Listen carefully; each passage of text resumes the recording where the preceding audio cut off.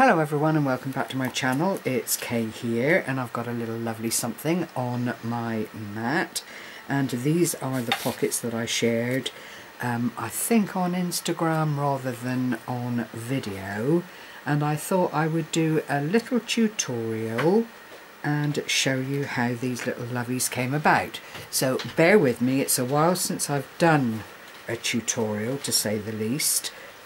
But for anybody that is planning to purchase the spring watercolour kit from Artymaze, or indeed anybody who likes to make journals and likes to make pockets for the journals, this would fit all of the above.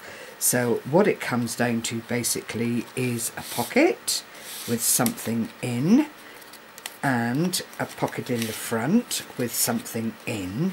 And the back, you can either do a three-way stick and have it as a tuck spot in between, or you can just glue it entirely, or a three-way that way and have things going in the back. It's entirely up to you how you would utilize this. It would actually also make quite a nice card front, although the weight is such that you would have to line it very carefully so that it didn't overbalance and fall from the weight of it being pocketed. So without further ado, I will carry on with this little tutorial. Excuse the shadow here, not a lot I can do about it, and show you the ingredients we need for this little cooking session. So you need a C6 envelope, which in the UK measures 6.5 inches in depth and 4.5 inches across. You will need a mat and layer, you will need a pocket, and you will need some decoration. Some ink to go around the edge if you so desire, glue, some scissors, and of course your little sponge for inking. Now what I've done here, I've prepared some things so it doesn't go on for too long. Obviously I've got my C6 envelope which starts the day like this, and I really don't like to see the blue inside.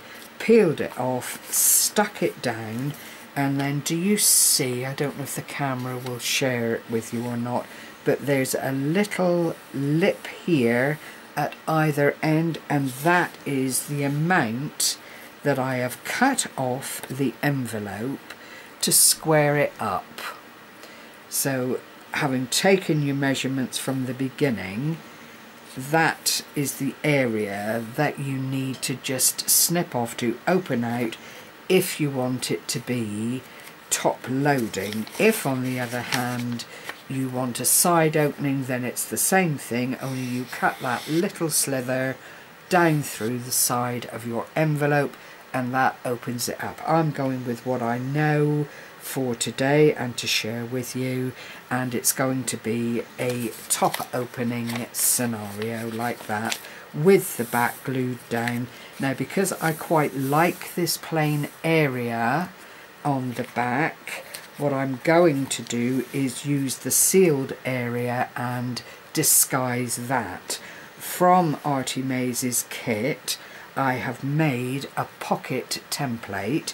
Now this is a really wonderful size, and you know, you can, having got your template, you could utilize that, put whatever papers you like over it and use it time and time again. And I've just backed it on plain card so it will be with me for whenever I need a pocket of that size.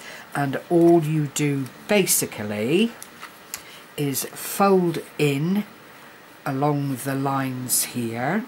If you were making one for yourself with a different paper line, then clearly you would miter the corners and then fold up through, mark up through with your scorer across the bottom by about 1/2 inch and the sides by 1/2 inch, and then use something, a cup edge, whatever, a saucer edge, to give that lovely curved aspect to your pocket. And when it's all done, and it's folded in, you then glue the bottom flap onto the top of the sides. That way when you slip something in behind the pocket, it's not going to get caught on anything on the sides, and it will all just sit in there really, really happily, and that gives you that lovely feature of whatever that may be from the papers you choose.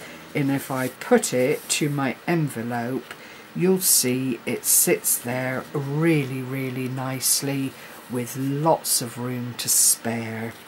So for the mat on the front of the envelope, and here we start the disguising process, I have a piece of DSP which is 6 3/8 in length and 4 5/8 by width, and basically what that gives you is a tiny little edged border all the way around your mat.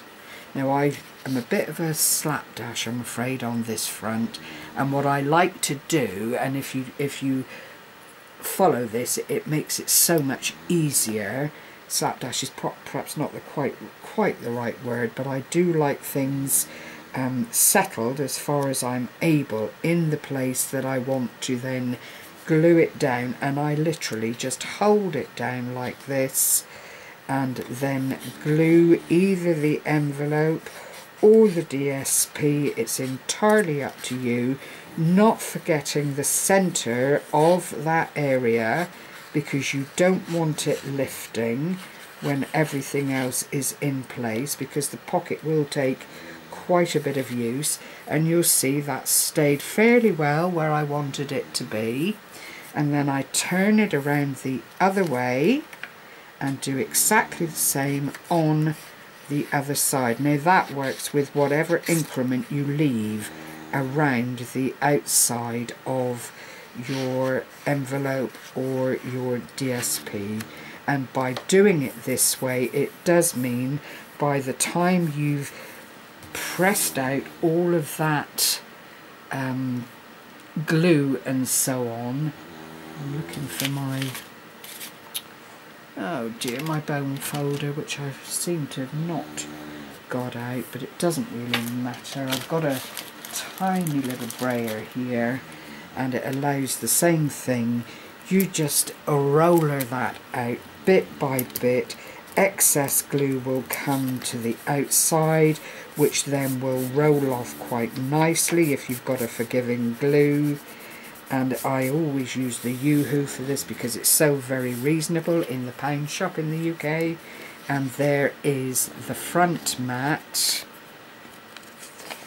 all tidied up and done. Now, because I am a fussy person and I own that title quite readily, I like to line the inside bit of the pocket, so when it's initially opened you don't actually see the inside aspect of the envelope. So I'm just going to put a little bit of my Yoo-Hoo there, right up to the edge as far as I'm able, and I've got these little bits here that measure 1 inch across in depth and 4 1/4 inches, but you can just take it to your envelope like so and line it up very, very carefully, hold it in place, get it totally synced with the edge of your envelope. You don't need anything overlapping clearly, but it does make it look a bit more polished as a project. Smooth that down, turn the envelope the other way, put your glue onto your second piece. Couldn't be easier, to be truthful, ladies. I mean, you know, you don't have to go through all of this if you've got a white inner aspect. You might choose that you want to line the envelope even deeper than I have. It's your choice at the end of the day. And then that bit slots in again on that other side. A little bit of, oh, I didn't put enough on. A little bit of manoeuvrability from the Yoo-Hoo. I didn't put any on that side, look. Come along, get with it. I'll talk to myself because nobody else is. If you hear snoring, it's not Gary, it's my doggets. So, you know, just smile sweetly and pretend it's not happening. I just need to try. Oh, it's not going to play with me as easily this time. You can see it can be a fussy thing to do, but it's worth doing. Oh, come along. It is worth doing for the sake of the aesthetics and making it look like something you've taken quite a bit of time with. And in effect you do. None of these things come together very quickly. Oh dear, I've made a right pig's ear of that. I dare not take it out again because I will end up weakening. Oh, I don't like it. Yes, as Scrimpy Mummy would say, talk amongst yourselves for a minute while I sort myself out. Oh my gosh, you see this Yoo-hoo is ferocious stuff, and once it makes that initial grip onto your paper, this is the downside. You do get a little bit of manoeuvrability, but it isn't a ton of, and I think I'll cheat a little bit, turn that up the other way so it doesn't look all crumpled and untoward. And I'll put that in there. Please work for me this time. Okay, we've got it. A little slip and slide. Now, if I wasn't so fussy, this really wouldn't be a problem, but I am afraid I am, and I like things to be right. Now, I've got a little bit of crusty edge there from where I have pulled things about. So I will just go along and make that good. But when you look inside the envelope, initially what you see is the DSP that you've used. The other positive thing about it, of course, is that it's strengthened the edge of that pocket. I then have a little oval-shaped thumb drawer thing. I'll do that, yeah. And on the front, I'm just going to take it to possibly halfway, and I'm eyeballing, I'm not measuring. Flick that out so you still have the DSP showing at that point. Now at this stage, because you're then going to be adding more things to it, you just need a little bit of ink to finish up and make all of this start coming together. And it can be any colour ink. I'm using Vintage Photo because it's what I use most, and I take it around the edge. Wherever the Yoo-hoo has landed, the uptake of the ink isn't great, but you know, I don't worry about it because at the end of the day it doesn't have to be perfect. If it looks a little bit aged and a little bit worn at this stage, when I know everything else is in order, I have no objection to that whatsoever. So that's how that looks. Don't forget the little thumb pull area, because that's all you have at this stage to define that that thumb pull is actually there. So that is how that looks. Very simple, very, very straightforward. I've already, as you saw previously, folded up the edge of my pocket, sealed the corners, which are mitered by the Artymaze digital kit, and I am going to do a little bit of inking around that. Nothing too much, it doesn't need it. If you're working on something that needs a little bit more cover, then do by all means do whatever suits you. But for this particular kit, which is light and breezy and springtime, you really don't want to dampen that down too much. So then you take it to your pocket, decide where you want it to be, and what I chose to do was put it at the base. Then I've got room to slot something in at the top there. I then just do a little bead of glue all the way around those folded flaps. Place it where I roughly decided. If you need to mark it with a pencil, then do so, but with the Yoo-hoo you do have a little bit of wiggle room before that bite hits. If you use enough of it, I mean, don't overdo it and have it splurging everywhere, but that is then how that looks on the front of the pocket. And you can see, even at that, if you didn't want to do anything more to it at this stage and put it to one side and save it for a journal that you might work on at a later date, then you can use blander colours, or you know, something that you know you're going to be able to coordinate and blend with any other digital papers or bought papers that you might use. Then you can put it away at that point and leave it until a later date.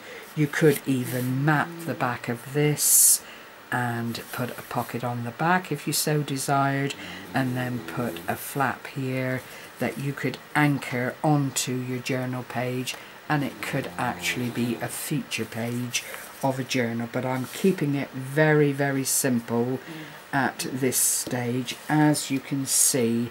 Now, the other thing I did for this, if I can find it, I thought I was so well organised. I had put together a little something, oh lordy lord, to put into that pocket, but I seem to have mislaid it in the great packing up and putting away to give my desk some space. I'll just have a look and see if I can come across it quite readily, and I really don't think I will. Hold on a moment. Oh yes, I have. Beg your pardon. Here we are. Now, from the kit as well, you get these lovely, lovely little inspirational pieces like this. I have backed it on white card, very, very simply, putting some edge of the photo, vintage photo, just to make it all in keeping with the rest of the project. These two come within the kit on a separate page. There are also tickets for those who might have seen them. I'll just go in a tiny little bit here, because I am going to, just on the front of this, use a little bit of the Stickles glue in crystal, and I just want to put a tiny little bit, nothing too awe-inspiring, onto the butterfly. And as you can see, I use the Stickles like a pen really, with a little bit of pressure on the side of the bottle, and then I smooch it out wherever I feel I want it to be. Now, I don't want to put any more on that at all. I want spring and the sentiment and the butterfly to be the main feature of that. So that is literally all I would place on that. I will then show you how that sits in the pocket there. Obviously I can't put it in fully because of the butterfly. I will then put a little bit on the front butterfly here, and again it's just a little dot, and then you scoosh it around to fill up the area. You don't need to overdo it, you don't need to turn it into a 3D event, because it's just a waste. You know, what you're doing is highlighting aspects of what you're looking at and bringing them to the fore. And I think the web work on the yellow butterfly is really, really nice.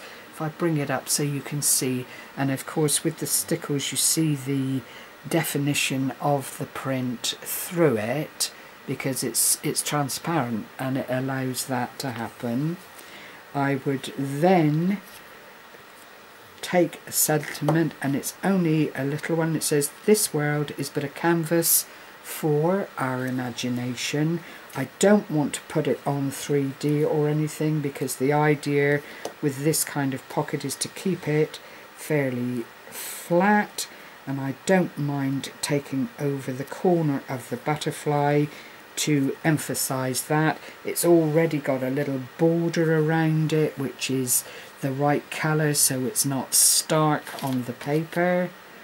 And then I did have a little word sentiment, which seems again to have gone walkabout, so I won't worry about it.